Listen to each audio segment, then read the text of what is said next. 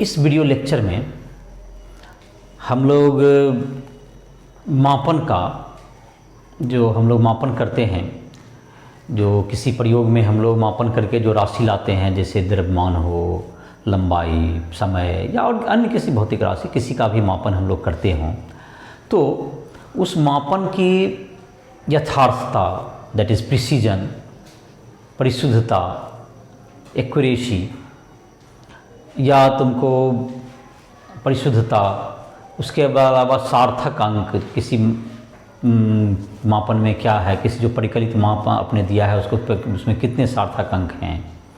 तो इस तरह का जो कि है सार्थक अंक के आधार पर फिर जोड़ना, घटाना, इन सब के बारे में चर्चा करेंगे।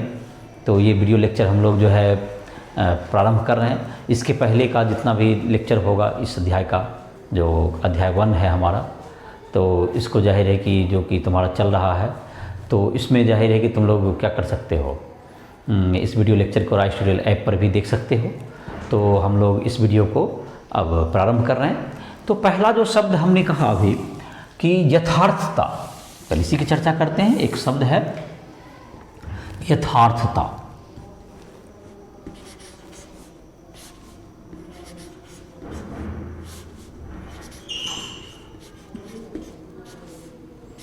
यथार्थता, प्रिसीजन, इसका क्या मतलब हुआ? यथार्थता क्या है? किसी मापन में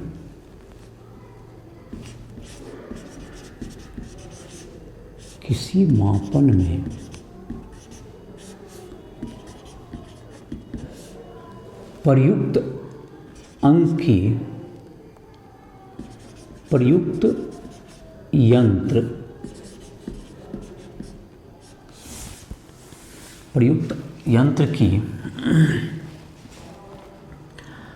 यंत्र की विभेदन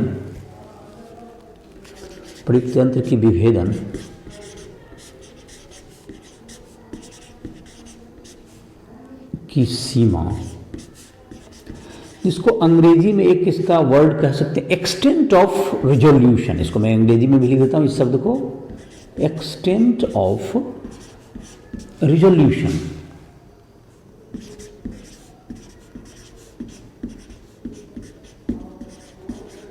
विभेदन की सीमा, एक्सटेंट ऑफ रिजोल्यूशन, विभेदन की सीमा, उसकी परिशुद्धता कहलाती है। उसकी उस परिकलित मान की, उस परिकलित मान की यथार्थता कहलाती है।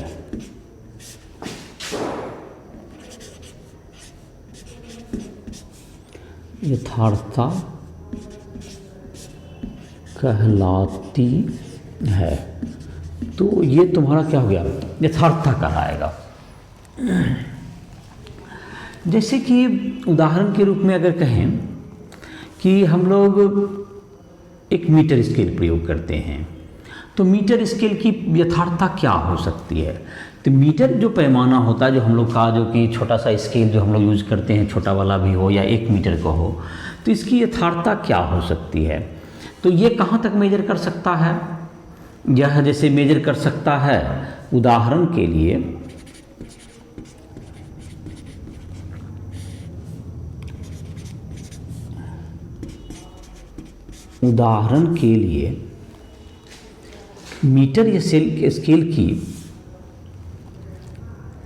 मीटर स्केल के लिए उदाहरण के लिए मीटर स्केल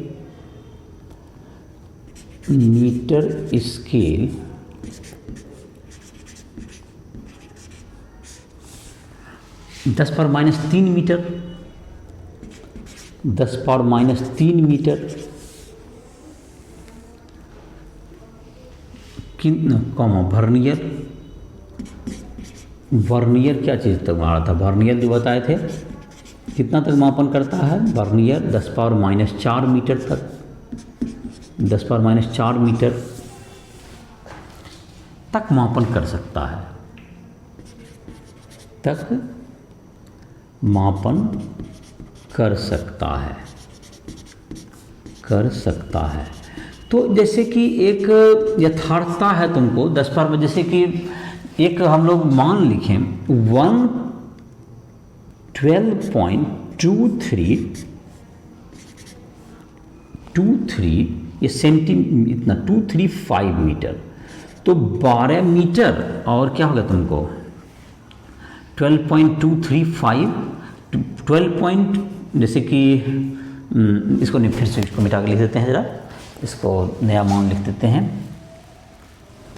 जिससे हम लोग कह सकते हैं 12.2 सेंटीमीटर। ये तुमको अगर हम मापन कर रहे हैं मीटर स्केल से तो ये यही लिखा जा सकता है, इतना तक मापन हो सकता है, क्योंकि इसके बाद का मापन हम नहीं कर पाएंगे। लेकिन जब यही माप को अगर हम लोग करते हैं 12.23 सेंटीमीटर हो सकता है मापन, जब हम लोग वर्नियर से करें, क्योंकि वो मिलीमीटर से भी, जैसे यहाँ पर हुआ 12 मीटर हुआ और ये मिलीमीटर बताया, लेकिन ये मिलीमीटर का भी 10वां भाग बता सकता है। तो इसका मतलब ये हुआ कि ये जो तुम्हारा मान हुआ इसकी यह तुमको ज़्यादा यथार्थ है। यह मान क्या है, कम यथार्थता है इसकी, और इसकी यथार्थता ज़्यादा है। इसकी यथार्थता क्या हुई, इसकी यथार्थता प्रिसीजन मोर प्रिसाइज, यथार्थता अधिक है, यथार्थता अधिक,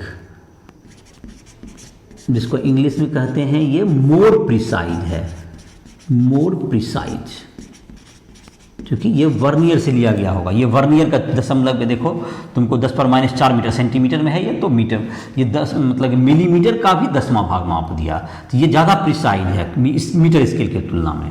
तो ये मोर प्रिसाइज डाटा हुआ बशर्ते किसकी तुलना में, इसकी तुलना में। तो ये तुमने समझ में आ गया होगा कि जो जितना कम से कम दूरी तक माप कर सकता है यंत्र, उसकी यथार्थता उतनी अधिक होगी।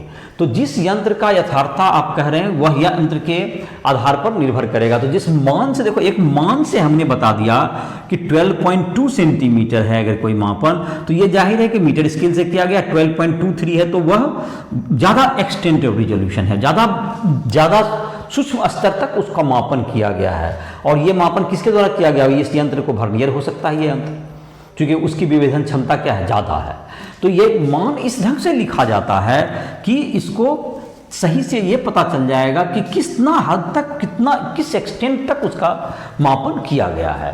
तो जाहिर है कि ये यथार्थता का मतलब समझ में आ गया होगा। एक और शब्द इसी से जुड़ा हुआ है, परिशुद्धता। परिशुद्धता का मतलब हुआ कि जब जो आपने मान निकाला है वह कितना उसकी एक्यूरेसी है, वह वास्तविक मान के कितना करीब है। परिशुद्धता,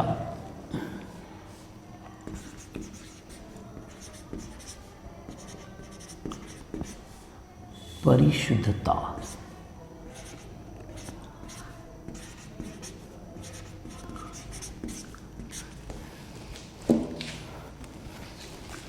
कोई परिकलित मान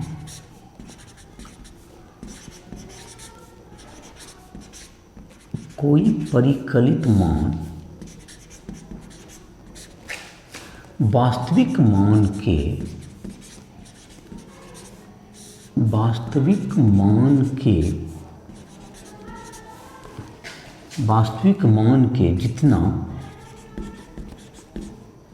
करीब होता है,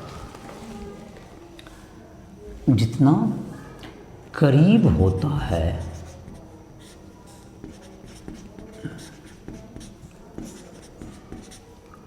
उसकी परिशुद्धता अधिक होती है, उसकी परिशुद्धता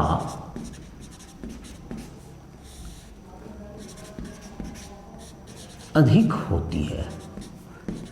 जैसे वास्तविक मान का मतलब कि उसका जो कोई चीज़ का वास्तविक मान है कि इतना है। जैसे एक हम लोग उदाहरण देते हैं यहाँ पर, अगर किसी चीज़ का माप जो है तुमको मान लेते हैं वास्तविक मान है, दो यंत्र से हम लोग मापन करते हैं, उसकी वास्तविक लंबाई है, किसी कमरे की वास्तविक लंबाई मान लेते हैं कि 5.35 मीटर है, 5.35 मीटर। एक कमरे की लंबाई तुमको मैंने कहा, एक कमरे की वास्तविक लंबाई, कमरे की वास्तविक लंबाई, ये वास्तविक लंबाई मैं दे रहा हूँ, जो कि वास्तव में है उसकी लंबाई, यह 5.30 मीटर, 5.30 मीटर है। एक कमरे की वास्तविक लंबाई कितनी है? 5.30 मीटर।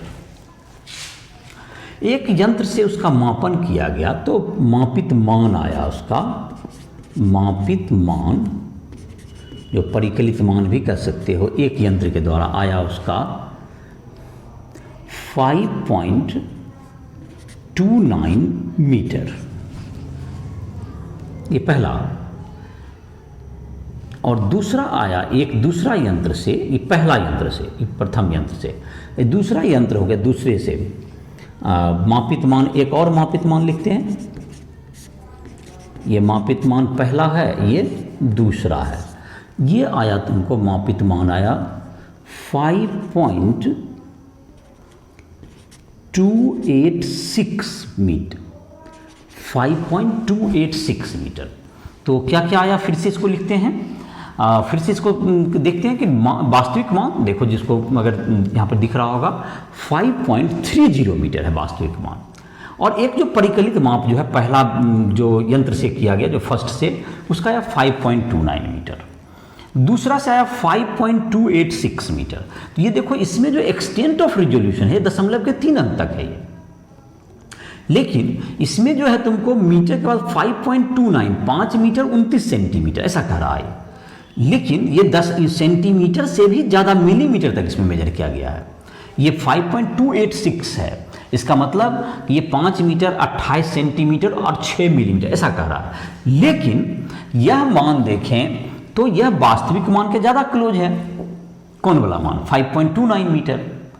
लेकिन यह तुमको क्या होगा 5.29, और लेकिन इसकी प्रिसीजन क्या है? ज़्यादा है, ये ज़्यादा प्रिसाइजली बता रहा है। लेकिन वास्तविक मान के कौन ज़्यादा करीब है? ये ऊपर वाला। तो 5.29 में क्या होगा तुमको, ये ज़्यादा एक्यूरेट है। 5.29 मीटर ज़्यादा एक्यूरेसी है इसका, एक्यूरेसी मोर, मतलब परिशुद्धता क्या है इसकी? ज़्यादा है। लेकिन 5.286 जो है तुमको मीटर, ये ज़्यादा क्या है? प्रिसाइज है, ज़्यादा प्रिसाइज या यथार्थता ज़्यादा है, यथार्थता अधिक है इसकी यथार्थता अधिक है। तो ये ज़्यादा 5.28, लेकिन ये वास्तविक मान के ज़्यादा करीब है। तो ये वास्तविक, तो इसका मतलब ये हुआ कहीं न कहीं जो ज़्यादा प्रिसाइज हो, यह आवश्यक नहीं है कि वह ज़्यादा यथार्थ भी होगा, ज़्यादा परिशुद्ध भी होगा। जो ज़्यादा प्रिसाइज है, जो ज़्यादा यथार्थ है, ये आवश्यक नहीं कि वो ज़्यादा सही भी होगा, परिशुद्ध भी होगा। इसलिए परिशुद्धता अलग चीज़ है और जो यथार्थता है वो अलग चीज़। यथार्थता किस चीज़ को बताता है कि कितना शुद्ध यंत्र से आपने किया है, तो उसकी न्यूनतम कितना दूर तक वो माप सकता है। लेकिन जो कि परिशुद्धता को जो होती है कि वास्तविक मान के वह कितना करीब आया हो। तो करीब अगर हो सकता है कि किसी के पास यंत्र अच्छा भी हो, लेकिन उसमें यंत्र को पर जो काम करने वाला व्यक्ति है वो उतना बेहतर नहीं है, तो या उतनी सावधानी से वह मापन नहीं कर रहा है, तो इस स्थिति में क्या हो सकता है कि जब अच्छा यंत्र जिसके अल्पमतांक विभेदन की क्षमता अधिक है, उसका भी प्रयोग करके कोई दूसरा एक व्यक्ति जो कि ज़्यादा एक्सपीरियंस नहीं है, उसकी मापन की जो है परिशुद्धता कम हो सकती है, लेकिन जब वह उसका यंत्र का विभेदन ज़्यादा है तो उसकी यथार्थता क्या है? ज़्यादा होगी। तो इसलिए दोनों शब्द अलग अलग है। तो मुझे उम्मीद है कि तुमको इस उदाहरण के द्वारा इसको समझ गया होगा। तुम लोग इसको नोट कर सकते हो, परिभाषा में लिखा हुआ है, सब चीज़ लिखा हुआ है, समझ गया होगा परिशुद्धता और यथार्थता। इस बात से यह भी पता चला होगा तुमको कि परिशुद्धता, यथार्थता या कोई भी मापन करते हैं आप, तो मापन को सही ढंग से व्यक्त भी करने आना चाहिए।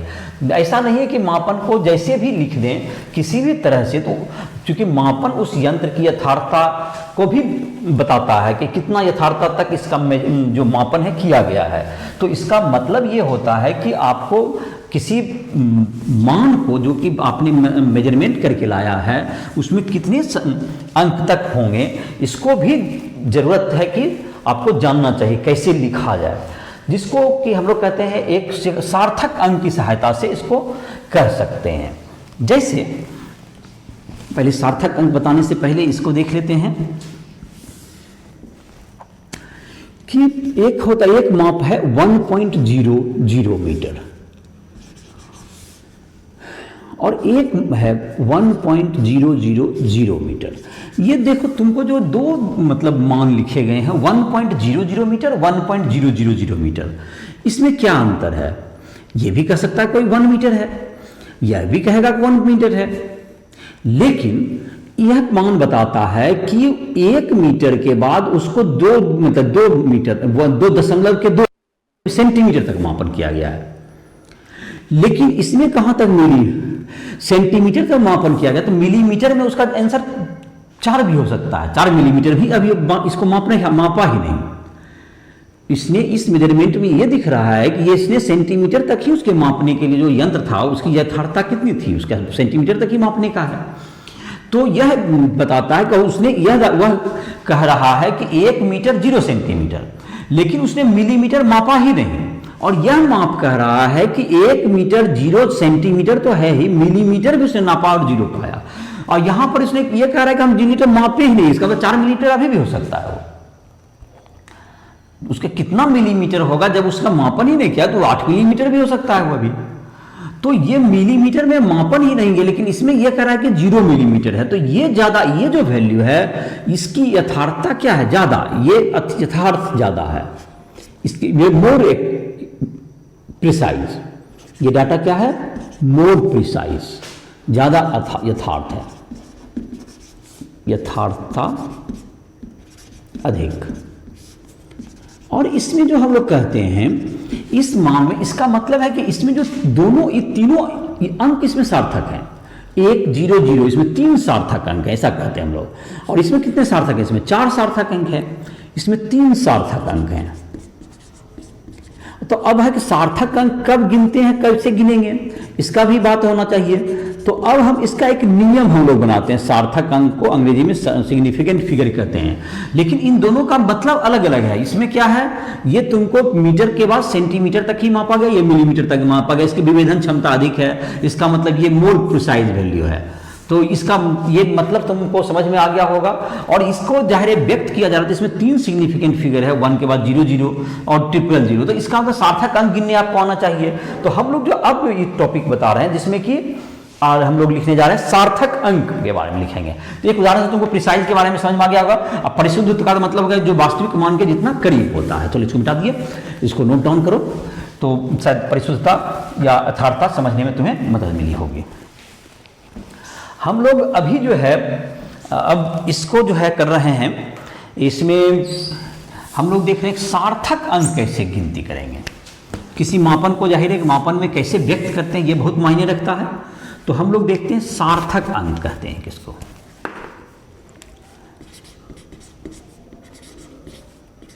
सार्थक अंक, सिग्निफिकेंट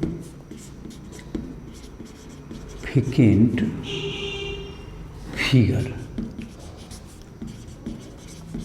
तो शून्य के अलावा जितने भी अंक होते हैं सभी कुछ सार्थक अंक होते हैं।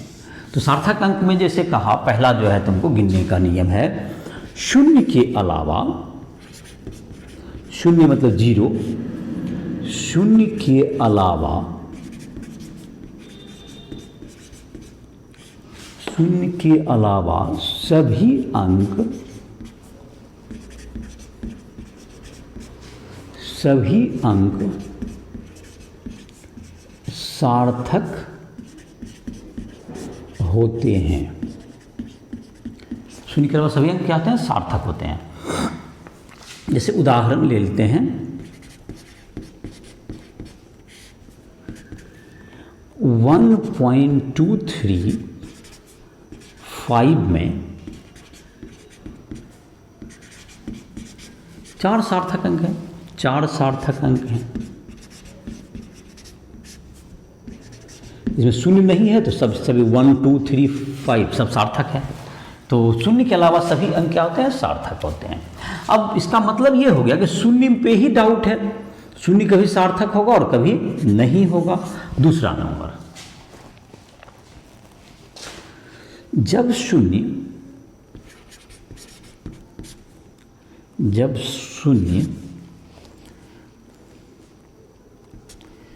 शून्येतर संख्या, शून्य के अलावा शून्येतर संख्या के बीच हो, संख्या के बीच स्थित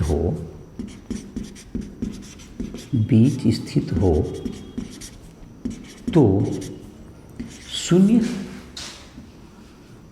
सार्थक होता है, तो शून्य सार्थक होता है। तो इसमें से उदाहरण देते हैं, इसको गिनने के लिए देख लो। उदाहरण 1 0 2 3, 4 सार्थक अंक, 4 सार्थक अंक। जो शून्य बीच में आया, किसके किसके बीच में, शून्येतर संख्या 1 और 2 के बीच में आया, तो किसी भी दो शून्येतर संख्या के बीच में आ गया। 0 जो है बीच में आया, तो जो बीच में आ गया तो सार्थक हो गया। बीच में जब आ जाएगा तो क्या हो जाएगा, ये सार्थक हो जाएगा। अब हम लोग देखते हैं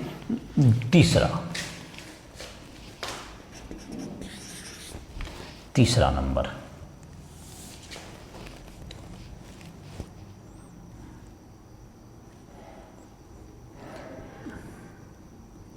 शून्य जो दशमलव के, शून्य जो दशमलव के बाद आता है, दशमलव के बाद आता है, सार्थक होता है, सार्थक अंक होता है, सार्थक अंक होता है।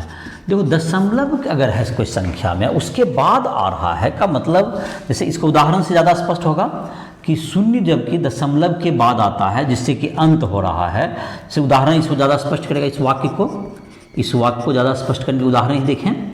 जैसे कि है 1.20, इसमें 3 सार्थक अंक हुआ। कितना सार्थक अंक हुआ, 3 सार्थक अंक। इसमें जो लास्ट में 0 आया किसी शून्येतर संख्या के बीच में तो नहीं आया, लेकिन ये शून्य क्या होगा, सार्थक होगा, 1.20। और तुम्हारा क्या हो गया, ये तीसरा हो गया, 1 2, और ये हो गया 1 2, ये हो गया तुमको 3 नंबर लिख दो, इसको 3 के बजाय 3 लिख दो इसको। अब देखते हैं 4।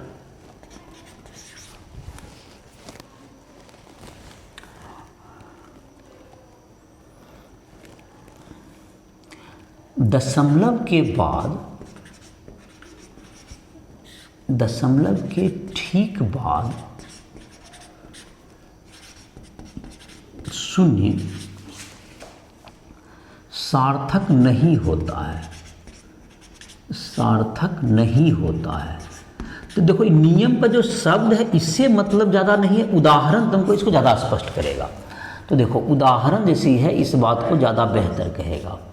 जैसे 0.0023, इसमें मात्र 2 सार्थक अंक हैं, इसमें 2 सार्थक अंक हैं, इसमें 2 सार्थक अंक हुआ। अब है तुमको, तो सार्थक यही है, शून्य अगर ये इसमें है तो ये सार्थक अंक, ये शून्य नहीं होता है, सार्थक नहीं होता है। ये दशमलव के ठीक बाद आया शून्य, सार्थक नहीं होगा, ये सार्थक नहीं है। और जैसे कि यहाँ पे देख लिया, जैसे 1200 मतलब कि दशमलव नहीं है तो अंतिम शून्य क्या होगा, सार्थक नहीं होता है। दशमलव नहीं हो, दशमलव 9 हो तो अंतिम शून्य सार्थक नहीं होता है।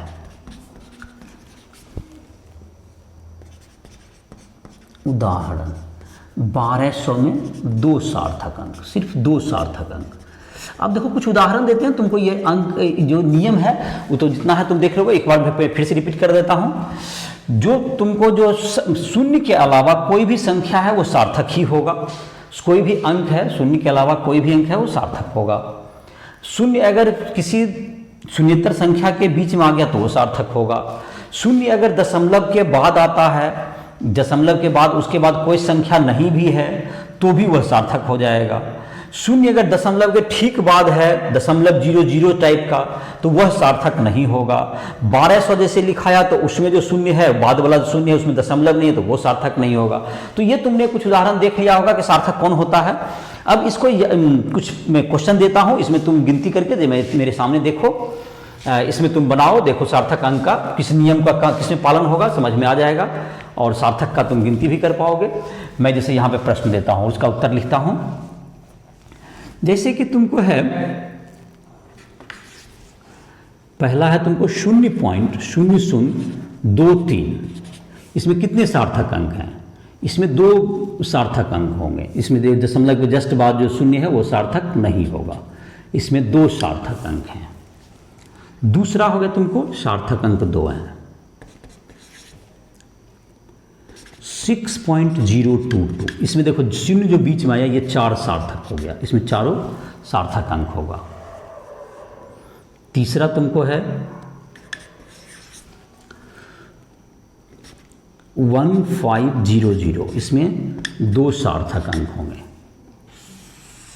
इसमें 2 सार्थक अंक होंगे, क्योंकि बाद वाला दशमलव नहीं है तो बाद वाला सार्थक नहीं होता है। चौथा क्वेश्चन लिख सकते हो 1.00, इसमें कितने सार्थक अंक होंगे? इसमें 3 सार्थक अंक होंगे। तो इसी तरह से तुम जो है और भी प्रश्न जो है किताब में तुमको होगा, या राष्ट्रीय ऐप पे जा करके इसको क्या कर सकते हो, बना सकते हो, सार्थक अंक का गिनती कर सकते हो। तो तुम्हें ये मतलब कि तुम किसी भी बुक में जाओगे, तुम्हारा जो एनसीईआरटी बुक है उसमें भी तुमको क्या मिल जाएगा, सार्थक अंक की गिनती करने के लिए ये सब दिए हुए हैं तुमको।